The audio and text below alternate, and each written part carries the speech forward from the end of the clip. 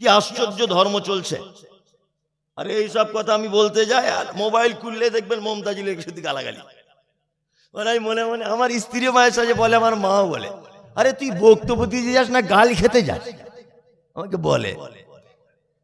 আমার মা তো অশিক্ষিত মানুষ, আগেকার দিনের মানে মেয়ে, বুঝে না। তাই বলছি, মা তুমি ওসব বুঝবে না, তুমি চুপচাপ থাকো। না রে, তোকে গাল দিচ্ছে শুনছিলাম মোবাইলে। যারা গাল দিচ্ছে ওরা সাংঘাতিক চিজ, ওরা গালই ছাড়া আর কোনো উপায় নেই। কি অবস্থা, কি অবস্থা। ভালো কাজ মনে করে করছে, অথচ ইসলামের সঙ্গে কোনো সম্পর্কই নেই। এই যে আর মনে হয় কয়েকদিন পরে সবে বরাত হবে, হবে না? শ্রাবণ মাসে দেখবেন একেবারে বিশাল মোমবাতি আগরবাতি বাড়িতে এখানে ওখানে মানুষ জ্বালাবে। জ্বালাবে কি জ্বালাবে না? জ্বালাবে। আর খালা দেখছি ছাদের সিঁড়িতেও মোমবাতি জ্বালিয়েছে। তা খালার সিঁড়িতে মোমবাতি কি ব্যাপার? বলছে তোমার খালুর আত্মা আজকে বাড়ি আসবে, তো অনেকদিন কবরে চলে গেছে, যদি চিনতে না পারে ছাদের উপর থেকে নামে, ওই জন্য সিঁড়িতে দিয়ে রেখেছি যাতে তোমার খালুর আসতে সুবিধা হয়। দেখবেন সব বাড়িতে বাড়িতে মোমবাতি জ্বলছে। খালা দেখছি হালুয়া করেছে আবার। খালা কি ব্যাপার হালুয়া? বলছো তুমি যে মমতাজুল, তো তুমি নবীর দুশ্মন, তুমি তো নবীকে ভালোবাসো না, তোমার মা হালুয়া করেনি? বলছি না, আমার মা তো করেনি। তো বলছে আচ্ছা আচ্ছা, তোমরা আহলে হাদিস তো, ওই জন্য তোমরা এসব করবে না। শোনো, হালুয়া আল্লাহর নবী দাঁত ভেঙে দিয়েছিল, আর নবী রুটি টুটি খেতে পাচ্ছিল না, শক্ত শক্ত, ওই জন্য হালুয়া করে করে খেত। আর নবী দাঁত ভেঙে দিয়েছিল বলে আমরা হালুয়া করেছিল, ওই সুন্নতটা আমরা পালন করি। খালার হাদিস এটা। আপনাকে একটা বাস্তব কথা বলি।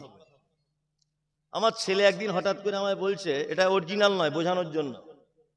আমার ছেলে একদিন হঠাৎ করে বলছে, আব্বা তোমার আর আমার মায়ের যেদিন বিয়ে হয় আমি বরযাত্রী গিয়েছিলাম, তোমার মনে আছে? আমার ছেলে বলছে, এটা অরিজিনাল কোনোদিন বলেনি, বোঝানোর জন্য বলছে। আমার ছেলে বলছে, তোমার আর মায়ের যেদিন বিয়ে হয় আমি বরযাত্রী গিয়েছিলাম, তোমার মনে আছে? আচ্ছা বলুন তো, এই প্রশ্নের সঙ্গে বাস্তবতার কোনো মিল আছে? নেই তো। তোর মাকে বিয়ে করব, তোর মায়ের কাছে থাকবো, তুই পেটে থাকবি, 8-9 মাস হবি, আস্তে আস্তে কথা বলতে শিখবি, হাঁটতে শিখবি, তবেই তো কারোর বিয়ে বাড়ি যাওয়ার যোগ্য হবি তুই। আর তো আগেই বলছে মায়ের আর তোমার বিয়েতে বরযাত্রী গিয়েছিল। কি অবস্থা, ইসলামটাকে কিভাবে অবস্থা করে দিয়েছে দেখুন। আপনাকে একটা ছোট্ট কথা বলি। এক, মুহাম্মদ সাল্লাল্লাহু আলাইহি ওয়াসাল্লাম না, শবে বরাত বা 15ই শাবান, এটা শাবান মাসে কত তারিখে হয়? 15 তারিখে। তাহলে 15 তারিখে যদি শাবান মাসে শবে বরাত হয়, হালুয়া রুটি হয়, নবীর দাঁত ভেঙেছিল বলে, তো এই মাসটা পূরণ হতে আর কতদিন বাকি? 15 দিন। শাবানের পরের মাসটার নাম কি? রমজান। রমজানের টোটাল মাস 30 দিন, আর এদিকে 15 দিন, হলো কত দিন? 45।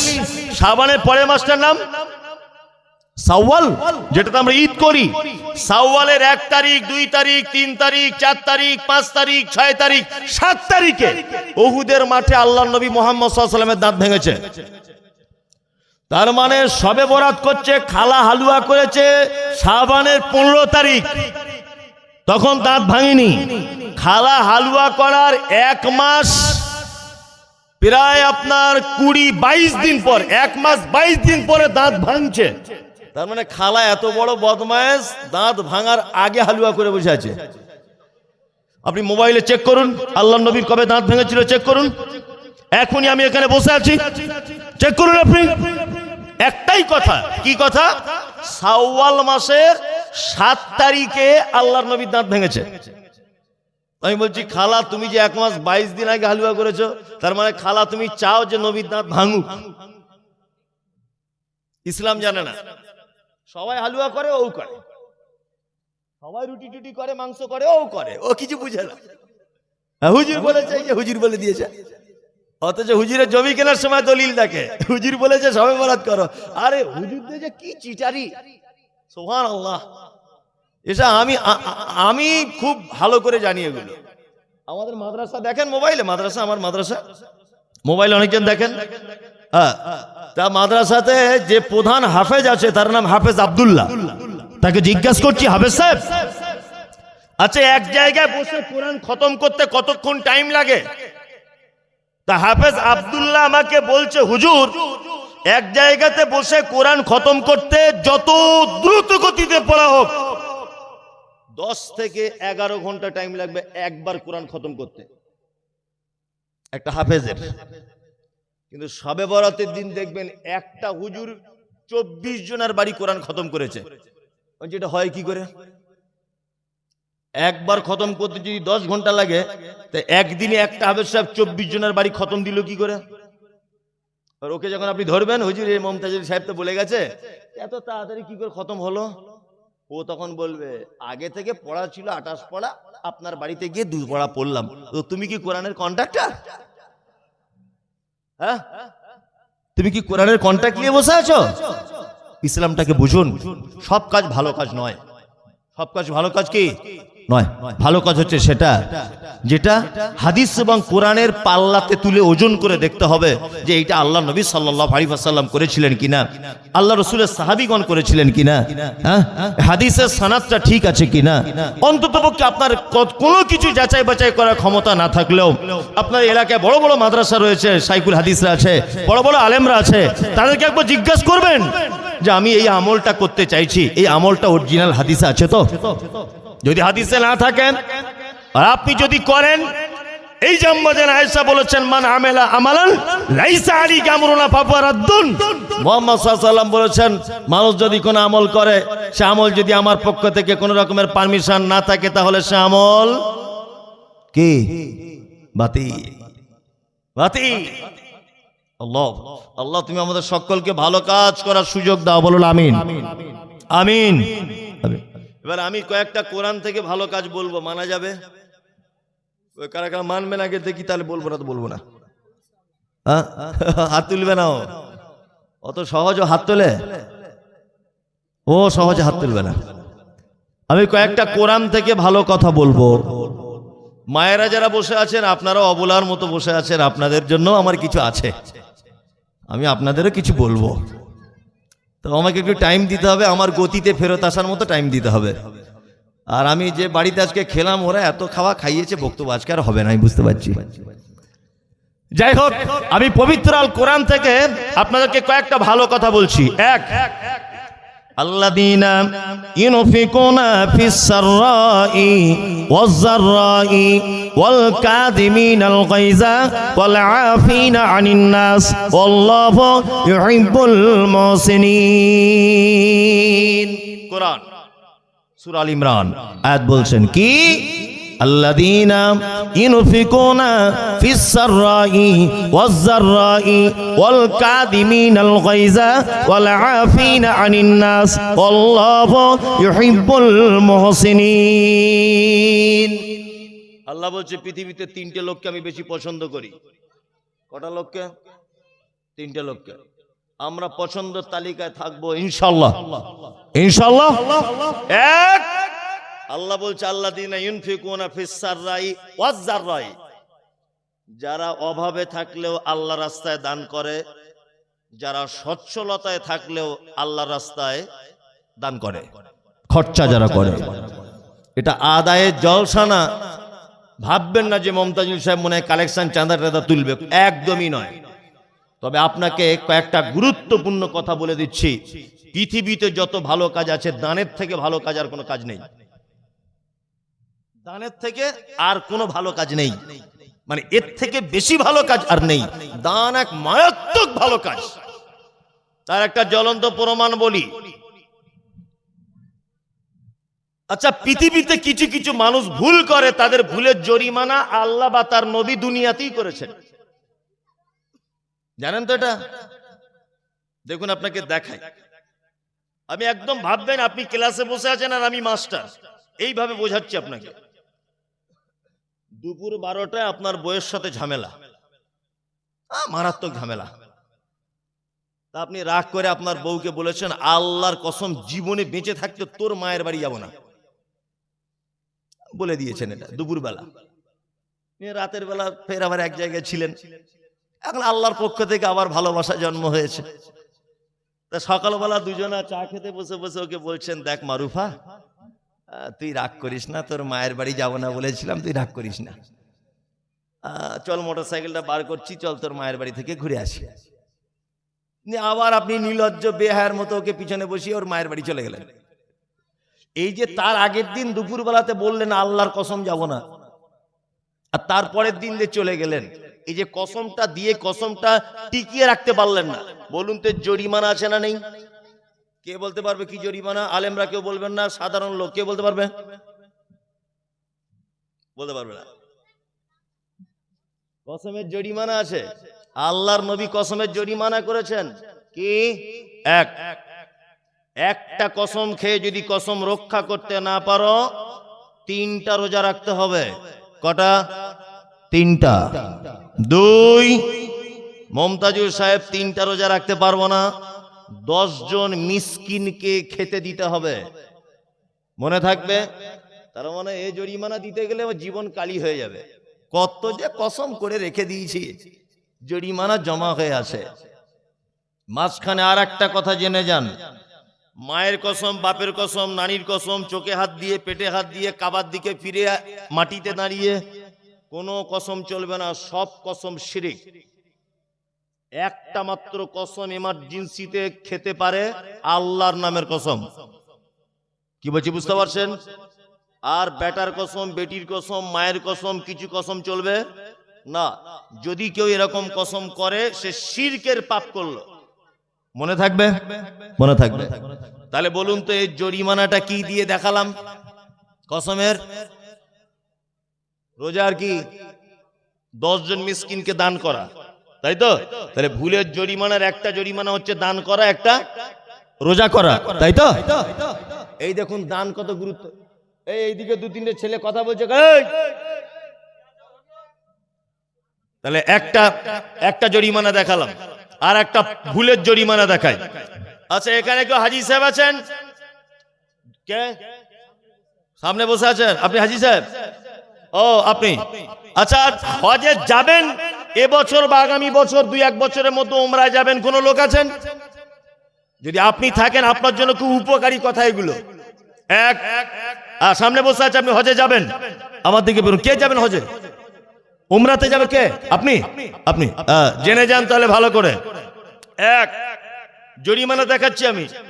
উমরায় যাবার নিয়ম হলো, বাড়ি থেকে বার হবেন, দমদম এয়ারপোর্টে আপনি প্লেনে উঠবেন, ইয়ালামলাম বলে একটা জায়গা আছে, ওখানে হেরাম পড়তে হবে। ভারতের মিকাত বেশ কয়েকটি জায়গায়, এক ইয়ালামলাম। প্লেনটি যখন ইয়ালামলাম পাহাড়ের উপর দিয়ে যাবে, বিমানের ভিতর থেকে তখন বলবে, হাজী সাহেব যারা উমরায় যাচ্ছেন আপনারা এহরাম পড়ে নেন।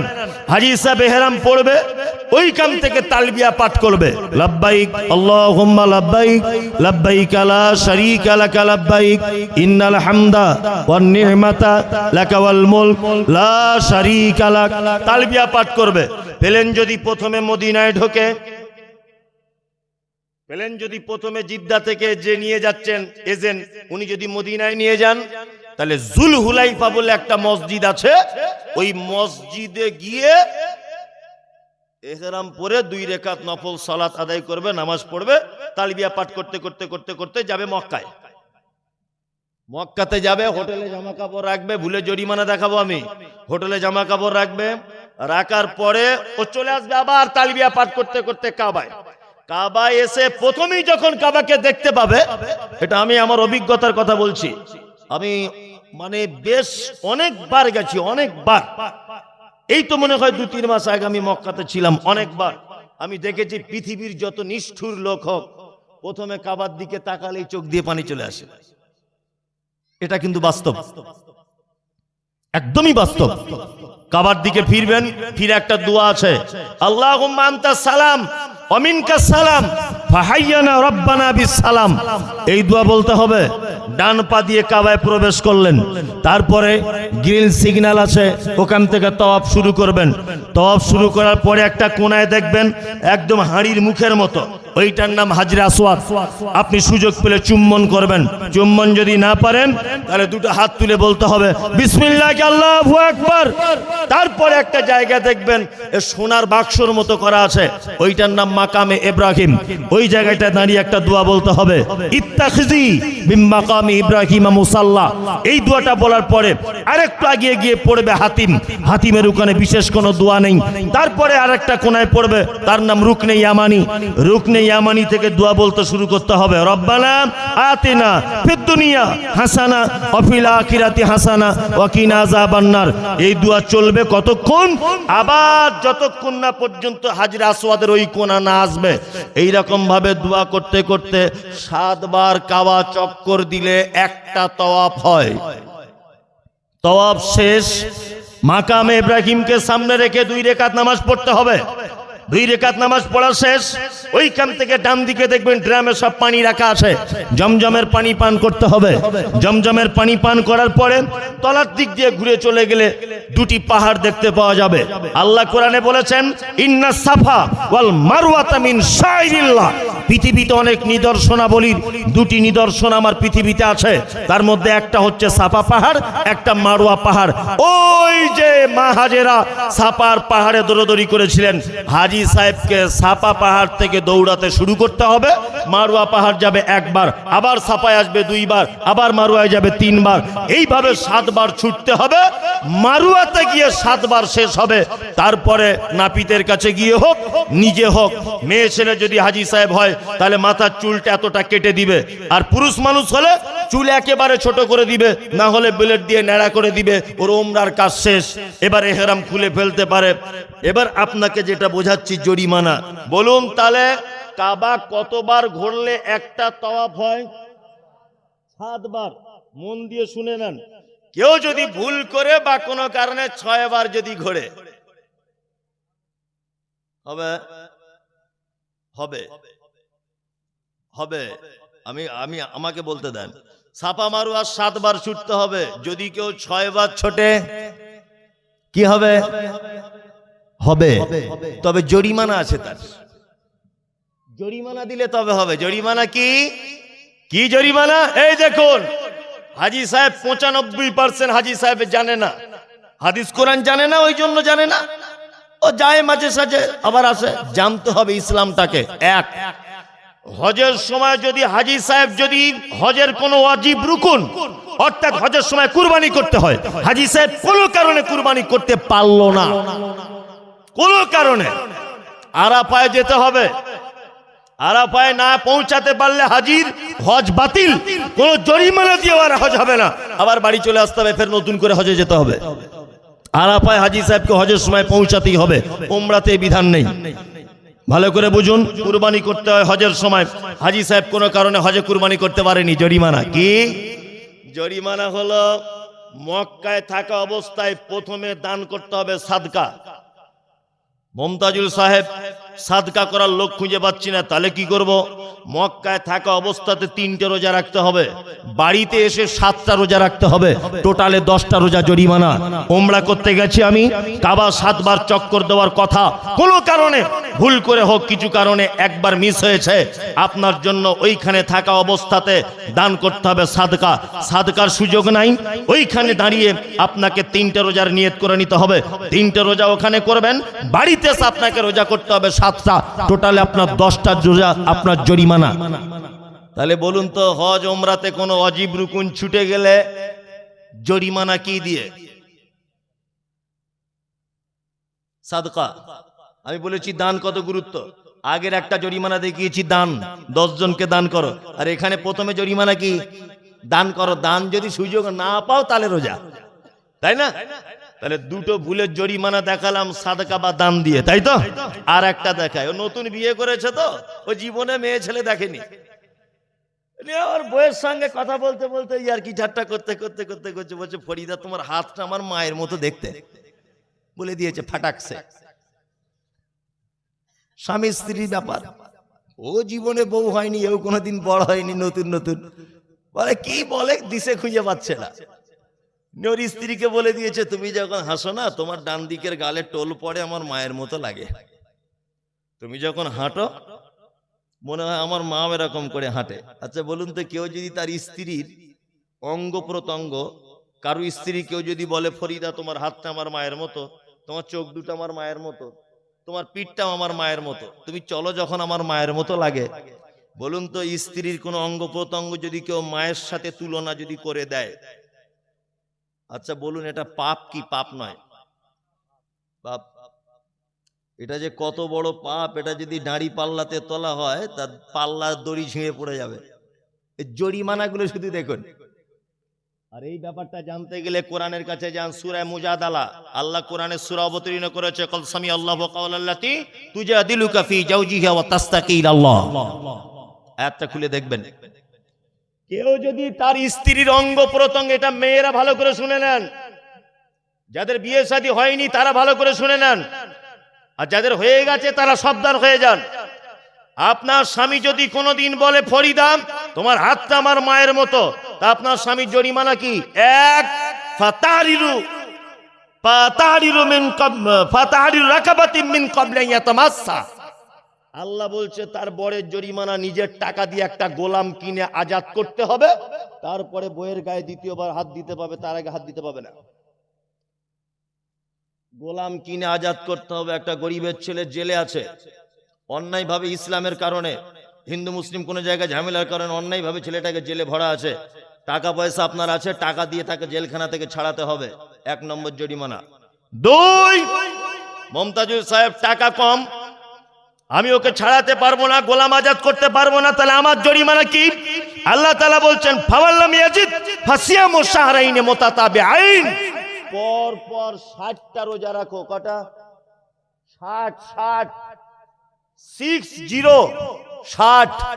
মমতাজুল সাহেব আমি এই ভুলের জরিমানা করছিলাম, ঠিক 58টা রোজার দিনে একটা রোজা ভেঙে গেছে, আবার প্রথম থেকে শুরু।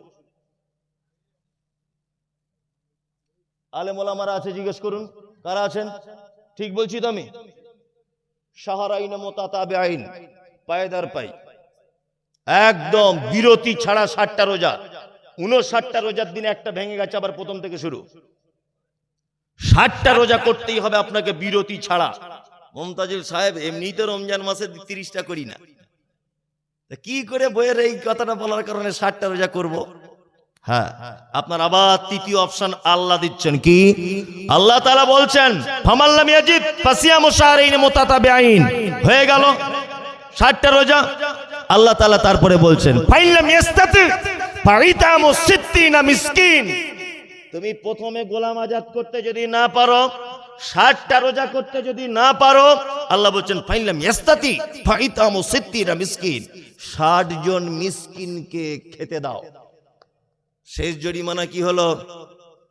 60 জন মিসকিনকে খেতে দিতে হবে, তবে তোমার বইয়ের কাছে থাকতে পাবে, তার আগে নয়।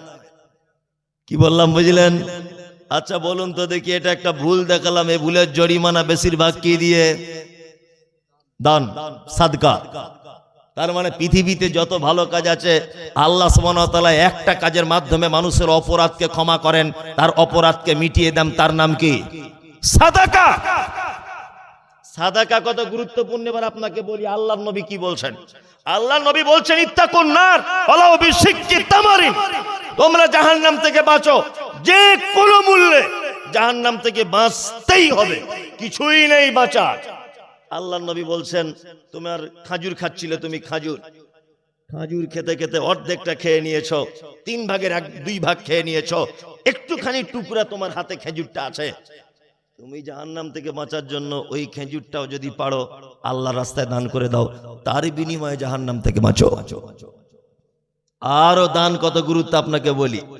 পাড়া গ্রামের যখন বাপ চাচা মা চাচিরা যখন মারা যায়, মারা যাওয়ার আগে তখন আপনাদের এখানে কি করে? তার বড় বেটা এরকম করে চামচে করে পানি নিয়ে ওর মায়ের মুখে দেয়, মা একটু শেষ পানি আমার হাতের খা, দেয় না?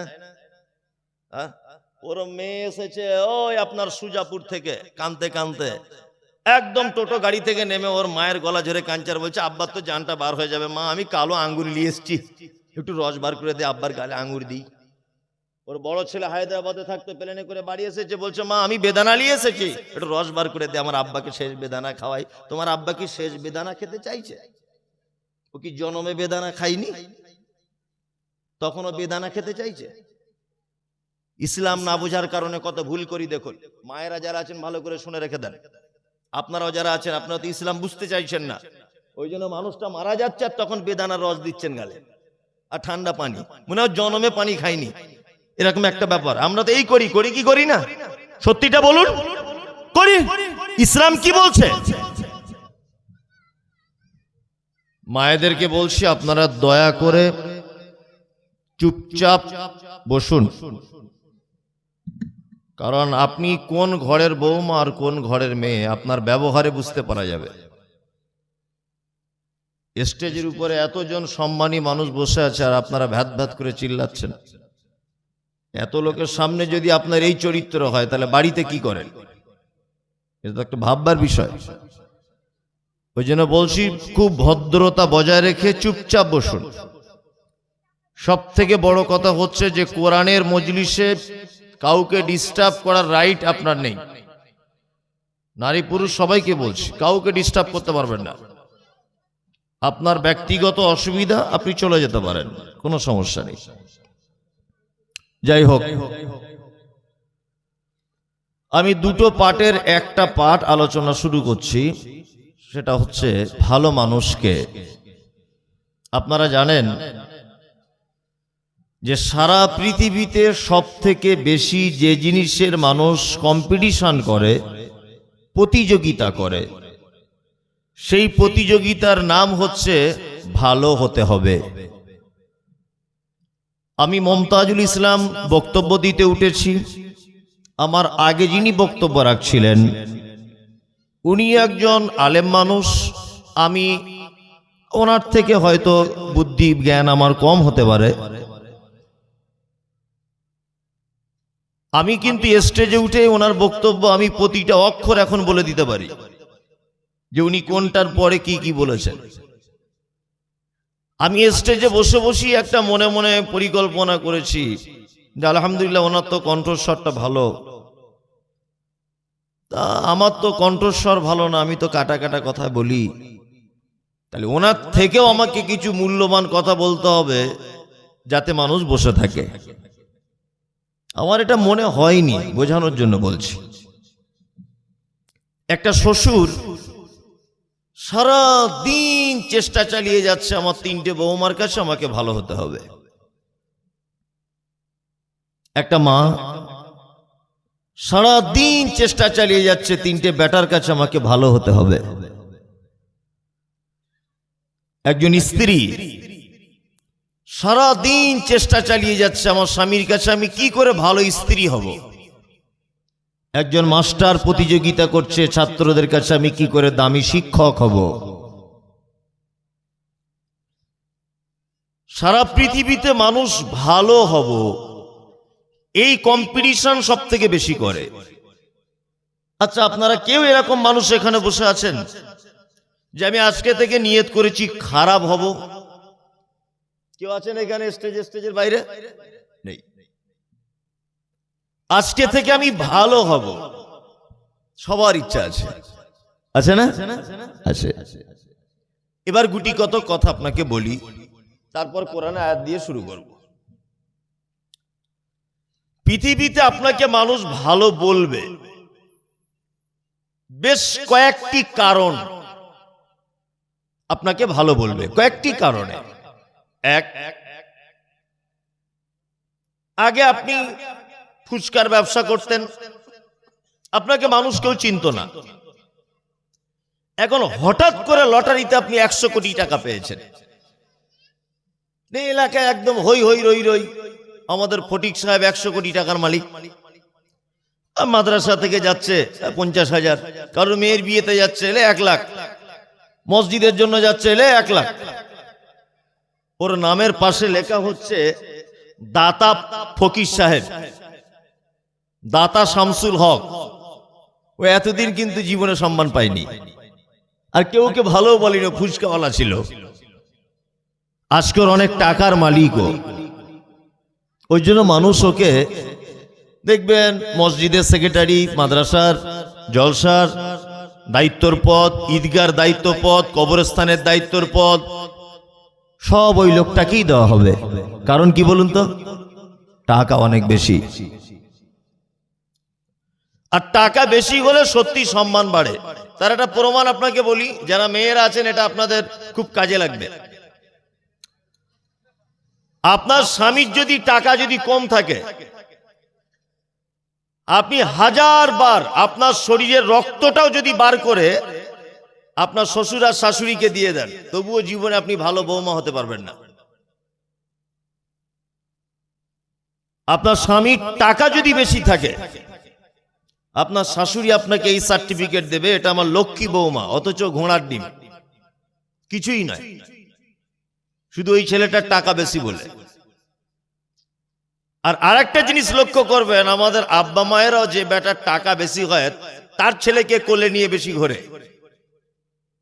আমিও তো পাড়া গ্রামে ঘুরি, দেখি। কি বললাম বুঝলেন? তার মানে পৃথিবীতে আপনাকে ভালো বলবে মানুষ কয়েকটি কারণের একটা কারণ আপনার টাকা বেশি হতে হবে, যেভাবেই হোক। দুই নম্বরে আপনাকে মানুষ ভালো বলবে আপনি বর্তমানে কোন পদে আছেন। ও আগে আন্ডারপ্যান্ট পরে ঘুরতো, কি কেউ চিনত না। এখন এদিক ওদিক কি করে কোন পার্টির টিকিট পেয়েও এখন এমএলএ হয়েছে, নেতা হয়েছে, সবাই ওকে স্যার বলছে, অথচ এ স্যারের ফর্ম ফিল আপ করতে পারে না। কি বলছি বুঝতে পারছেন না? ওকে দেখবেন একটা বড় আইপিএস অফিসার বলছে স্যার স্যার স্যার, অথচ স্যারটা ইংরেজিতে লিখতেই পারবে না। ভালো করে বুঝুন, তার মানে আপনাকে মানুষ সম্মান দেবে আপনি বর্তমান কোন পদে আছেন, আপনার পদের দাম। কি বললাম বুঝলেন? জি। তাহলে মানুষ আপনাকে ভালোবাসে বা ভালো বলে, এক কথায় ভালো বলার পিছনে কিছু স্বার্থ থাকে, থাকে না? থাকে কি থাকে না? থাকে। আমি গল্পর মতো করে বলবো, দেখবেন অনেক জ্ঞান পাবেন আপনি। আচ্ছা এবার বলুন, মানুষের কাছে ভালো হওয়া সহজ না কঠিন? হ্যাঁ, কঠিন। কঠিন না? কঠিন। আমি আমার বাপের এক ছেলে, বোঝানোর জন্য বলছি এগুলো। তা আমি বছরে 2 মাস বাংলাদেশে যাই প্রোগ্রাম করতে। আমার স্ত্রীকে বাংলাদেশের সব থেকে ভালো জামা কাপড়গুলো পছন্দ করে আমি কিনে আনি, যে আমি তো বাড়িতে থাকতে পারি না, তা জামা কাপড় দিই। আজ থেকে 4-5 দিন আগে কালিয়াচক থেকে অনেক জামা কাপড় কিনে নিয়ে গেছি ওর জন্য। আমি বাড়ি থাকতে পারি না, আমার আব্বা একটা বৌমা বলে ওকেও দেয়, আমার মা আবার পাড়ার ফেরিওয়ালাদের কাছ থেকে নিয়ে ওকে দেয়, ও আবার বাপের এক বেটি, ওর বাপ মারাও দেয়, আমার আবার 4 বোন, একটা ভাবি বলে তারাও দেয়। মানুষ জামা কাপড়ই বাড়িতে সব ভর্তি। তারপরেও যদি আমার স্ত্রীকে কোনোদিন বলি বাড়িতে সময় পেলে চলো তো একটা ভালো রেস্টুরেন্টে গিয়ে ঘুরে আসি, মানে আমি একটু হাসি ঠাট্টা করতে পছন্দ করি, চলো না যাই, তো আমার স্ত্রী আমাকে এই উত্তর দেয়, জীবনে কিছু কিনে দিয়েছো তা পড়ে যাব, আমাকে বলে। আমার স্ত্রী এটাই বলে, জীবনে কিছু কিনে দিয়েছেন আমাকে, তা পড়ে যাব আমি, সেটা পড়ার কি আছে আমার? আমি বলি ওরে বছরে মনে হয় 1-2 লাখ টাকা তোরই জামা কাপড় কিনে দিই আমি, আর আমার আব্বা মা আত্মীয় স্বজন এটা ওটা হাবি জাবি যা দেয় তো দেয়, তারপরেও তুই আমাকে বলছিস যে আমি তোকে কিছু দিই না। আমি বুঝলাম পৃথিবীর সব থেকে মায়ের পরে আপনজন যদি কোনো নারী থাকে তাহলে সেটা হচ্ছে স্ত্রী, মায়ের পরে। তার মানে পৃথিবীর দ্বিতীয় ভালোবাসার নারী, তার কাছে পর্যন্ত 60 বছর সংসার করার পরও ভালো সার্টিফিকেট পাবেন না, অত সহজ নয়। পৃথিবীর মানুষ আপনাকে সহজে কোনোদিন ভালো বলবে না, কোনো দিন ভালো বলবে না। আপনার টাকা পয়সা কম, অসুস্থ, বিছানায় পড়ে আছেন, পাড়ার একটা লোক আপনার দিকে তাকিয়ে দেখবে না। টাকা পয়সা কম, আপনার ব্যক্তিত্ব নেই, অর্থ নেই, এই কারণে। আর আমার আল্লাহ সুবহানাল্লাহ, হসপিটালের বেডে শুয়ে থাকুন, পেচ্ছাপ পায়খানা করা কাপড় পরে, পৃথিবীর কেউ আপনার ডাকে সাড়া দিচ্ছে না, এমএলএ এমপি মন্ত্রী, আপনার ছেলে মেয়ে, অর্থ নেই বলে সবাই দূরে চলে যাচ্ছে, আর আপনি হাসপাতালের বেডে শুয়ে আছেন পেচ্ছাপ পায়খানা করা কাপড় অবস্থাতে। আর সেই সময়তেও যদি রাত 2টা, 1টা, 2:30, 3টের সময় যদি আল্লাহকে একবার ডেকে বলেন, আল্লাহ পৃথিবীর আমার ডাক কেউ শুনতে পায় না, তুমি কি শুনতে পাচ্ছ? বর্তমানে আমি এই অবস্থায় আছি। আচ্ছা বলুন তো, আল্লাহ আপনার ডাক শোনেন কি শোনেন না? শোনেন। ওই যা সালাকা ইবাদি আন্নি ফাইন্নি করিব। মানুষ যখন আল্লাহকে ডাকে, আল্লাহকে রাত 12টা, 1টা, 2টো, 3টে, পৃথিবীর সব আদালত, সব অফিস, সমস্ত কর্মজীবীরা রাতের আরামে বিশ্রামরত, সেই সময় তো ঘুমন্ত অবস্থায় কোনো বিপদগ্রস্ত মানুষ যদি একবার শুধু আল্লাহকে ডেকে বলে, আল্লাহ আমি বড় বিপদে, পৃথিবীর কেউ আমার কথা শোনে না, টাকা নেই, পেটে খাবার নেই, পরনে ভালো কাপড় নেই, মাথার চুলে তেল নেই, হাতে ঘড়ি নেই, ভালো জ্যাকেট নেই, আল্লাহ তুমি কি আমার কথা শুনছো? আল্লাহ শুনবে কি শুনবে না? শুনবে, শুনবে। আল্লাহর কাছে ভালো হতে হবে। আর আল্লাহর কাছে ভালো হওয়া খুব সহজ, এর থেকে পৃথিবীতে সহজ কোনো কাজ নেই। আর ভালো হলে কত দামি প্রাইজ! সুবহানাল্লাহ, সুবহানাল্লাহ। কোরআন আয়াতটা আপনাকে এবার বলি। আল্লাহ সুবহানাহু ওয়া তাআলা বলছেন, ইন্নাল্লাযীনা আমানু ওয়া আমিলুস সালিহাত, নিশ্চয়ই যারা আমার প্রতি বিশ্বাস স্থাপন করেছে, ওয়া আমিলুস সালিহাত, এবং যারা ভালো কাজ করেছে, ভালো কাজ, উলাইকা হুম খায়রুল বারিয়া, আল্লাহ বলছে জগতে যা কিছু সৃষ্টি করেছি সব থেকে শ্রেষ্ঠ ওই লোকটি যে লোক ঈমান আনার পরে পরেই ভালো কাজ করে। আল্লাহ তারপরে বলছেন, শ্রেষ্ঠ সার্টিফিকেট দিয়ে দিলেন যে 2টো কাজ করলে ব্যক্তিটি শ্রেষ্ঠ, ঈমান আনবার ভালো কাজ করবে। আমি শ্রেষ্ঠ হলাম, আমার প্রাইজ কি? আল্লাহ বলছেন, জাযাউহুম ইনদা রাব্বিহিম জান্নাতু আদনিন, নিশ্চয়ই তার রবের পক্ষ থেকে রয়েছে প্রতিদান, চিরস্থায়ী জান্নাত। সুবহানাল্লাহ। জান্নাতটা কেমন? আল্লাহ বলছেন, তাজরি মিন তাহতিহাল আনহার, যার তলদেশে প্রবাহমান ঝর্ণা, খালিদিনা ফিহা আবাদা, তারা সেই জান্নাতে চিরস্থায়ী থাকবে। রাদিয়াল্লাহু আনহুম, আল্লাহ বলছেন তাদের উপরে আমি রাজি, ওয়ারাজু আনহু, তারাও আমার উপরে রাজি। যালিকা লিমান খাশিয়া রাব্বা, এই কারণে আমরা উভয় উভয়ের পক্ষের জন্য রাজি, যে তারা শুধুমাত্র আমাকে দেখে ভয় করত, এই কারণে। এবার কয়েকটা কথা এই আয়াতকে নিয়ে ব্যাখ্যা বিশ্লেষণ করছি। তাহলে আল্লাহর কাছে ভালো হতে গেলে কটি কাজ করতে হবে?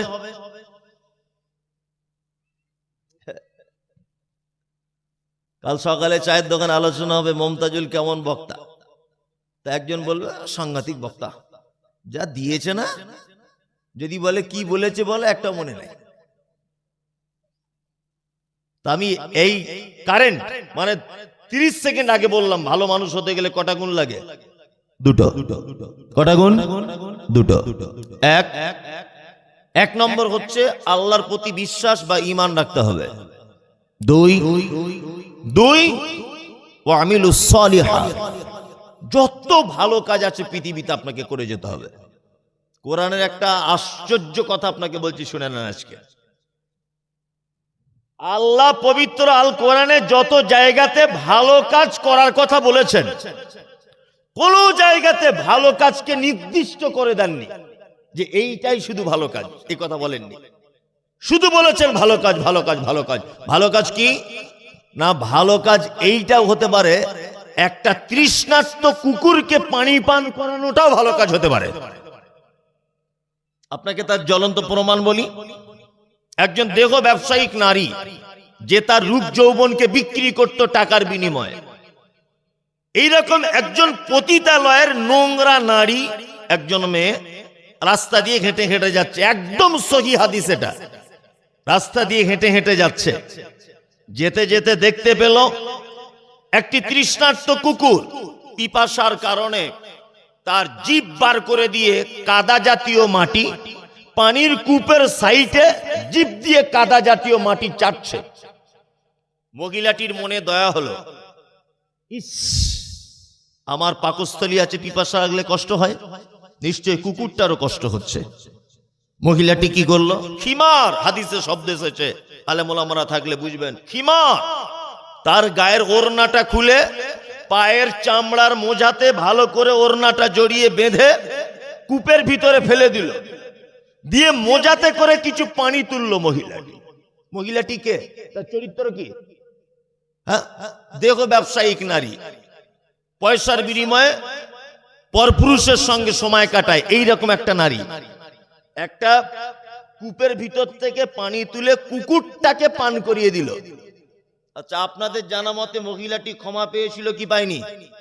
পেয়েছিল, পেয়েছিল।